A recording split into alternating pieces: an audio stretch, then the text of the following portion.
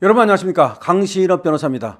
최민희 과방위원장이 재판자를 유출했다가 MBC 제3노조로부터 업무방해로 고발당했습니다. 이 사건이 어떻게 된 건가 보니까 최민희가 정말 뻘짓을 저질렀습니다. 지금 과방위원장 하니까 그야말로 보이는 것이 없는가 봅니다.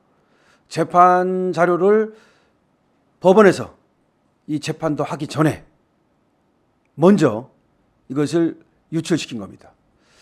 자, 내용을 들여다보니까 말이죠. 지금 방통위와 그리고 방통위를 상대로 집행정지 신청을 낸 그 상대방 간에 소송이 벌어지고 있습니다. 여러분 그거 아시죠? 이진숙 방통위원장이 들어서서 새로운 이사를 임명하지 않았습니까? 그런데 저 과거의 이사들이 이 새로운 이사들 이거 잘못됐다라고 하면서 그 집행정지를 신청했거든요. 그러니까 결국은 새로운 이사와 과거 이사들 간에 붙은 거라고 쉽게 생각하시면 됩니다. 다만 그 새로운 이사들에 대한 이 집행정지 신청을 방통위에다가 내게 됐죠. 그러니까 이제 방통위에서는 변호인을 이제 선임해가지고 다투고 있고요. 물론 저 과거 이사들 여기도 이제 변호인이 있습니다. 그러면은 이 변호인 간의 서면을 이제 법원에 내고 이것이 왔다 갔다 하면서 소송 절차를 밟게 됩니다. 그래가지고 이 방통위에서 8일과 10일 두 차례에 걸쳐서 이 방통위에 답변서를 낸 겁니다. 그리고 나서 19일 날이 변론 기일로 정해져 있습니다. 법원에서 재판하는 날이 19일로 정해져 있다는 얘기입니다. 그런데 14일 날 그러니까 법원에서 재판하기도 전에 이 방통위 측 변호사들이 낸 답변서가 상대방 측을 통해서 유출이 돼가지고서 과방위로 흘러들어간 겁니다.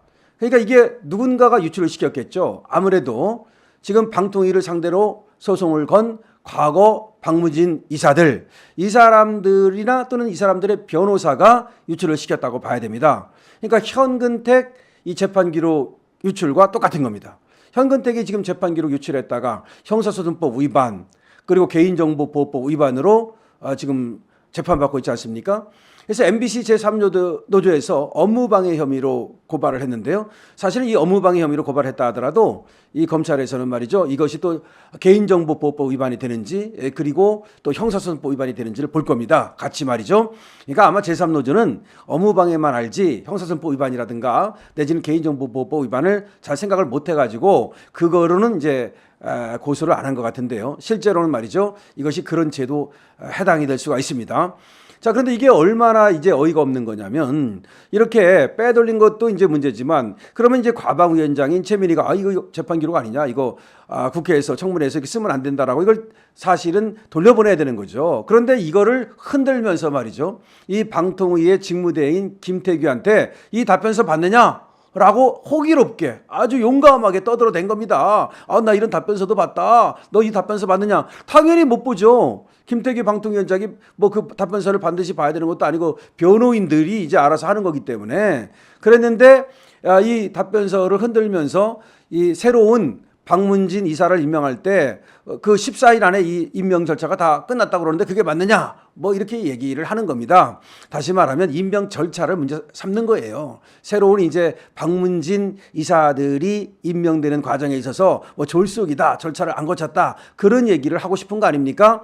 그래서 이진숙 방통위원장이 새로 임명한 이사들 이 이사 임명 절차라든지 이사 임명 방법이 잘못됐다라고 하면서 그래서 이 이사 임명한 것은 전부 다 무효고 과거 박문진 이사들이 계속해서 이사를 해먹어야 된다 이런 얘기입니다. 근데 이게 얼마나 웃기는 거냐면은 과거 박문진 이사들은 임기가 끝나가지고 새로운 이사들로 채우는 겁니다. 그러면은 새로운 이사들이 임명이 됐는데 이거를 집행정지시키고 새로운 이사들을 일 못하게 하면은 과거 이사들이 계속해서 그냥 해먹는 거예요. 임기가 끝났는데도 불구하고 계속해서 새로운 임기가 시작되는 이게 말이 됩니까? 그렇기 때문에 이런 집행정지를 받아주면 안 되는 거죠. 그래서 원칙적으로 말이죠. 법원에서도 이러한 식의 집행정지는 받아주지 않을 것으로 생각이 됩니다. 그런데 요새 말이죠. 너무 이상한 판결이 많이 나다 보니까 우리가 안심하긴 힘듭니다. 그래서 지금 방통위를 대리하고 있는 2명의 변호사들이 있는데 이분들이 열심히 하고 있는 것 같아요. 2번이나 8일과 12일 답변서를 냈고요. 그리고 지금 저쪽에 그러니까 과거 박문진 이사들이 얘기하는 것에 부당성을 갖다가 하나하나 이제 조목조목 얘기하고 있는 거 아닙니까? 자, 그렇게 해서 우리가 이길 것으로 생각이 되는데 그래서 그랬는지 법원에서는 이기기 어렵다고 생각을 해서 그런지 얘들이 국회로 이걸 빼돌려 가지고 국회에서 뭔가 이 작전을 짜 가지고서 압박을 하겠다 뭐 그런 생각인지 모르겠습니다. 자, 최민희가 과방위원장인데요. 지금 분순 없는 감투를 썼다고 보입니다. 사실은 과방위원장을 할 만한 그런 경력과 이력, 그런 어떤 능력이 되는지 상당히 의문스럽지 않습니까? 여러분 최민희 하면 다 알고 있죠. 그 인상도 알고 있고 그 사람 어떤 사람인지 대충 견적이 나오는데 이 최민희가 또 관종기가 있습니다. 그러다 보니까 자기가 이제 재판 기록이 유출돼서 국회로 왔으면 이거 하면 안 된다라고 해서 이걸 법원에서 유출된 이 재판 기록을 갖다가 국회에서 까면 안 되는데 국회 이 청문회에서 그걸 갖다가 자랑스럽게 흔들면서 김태규한테 이거 받느냐라고 하다가 사고를 쳤다. 그래서 최민희가 제대로 사고를 쳤다라고 할 수가 있겠고 이것 때문에 이제 제3 MBC 노조로부터 고발을 당했고 업무방해 혐의입니다. 하지만 현근택 재판 자료가 유출됐을 때에도 이것이 개인정보보호법 위반 그다음에 형사소송법 위반으로 지금 재판을 받고 있는 걸로 봐서 최민희도 이건 빼도 박도 못합니다. 이거는 무슨 면책특권이니 그런 것이 적용되지 않습니다. 그래서 최민희는 결국 수사를 받고 재판을 받을 수밖에 없는 입장이고 만약 여기서 말이죠.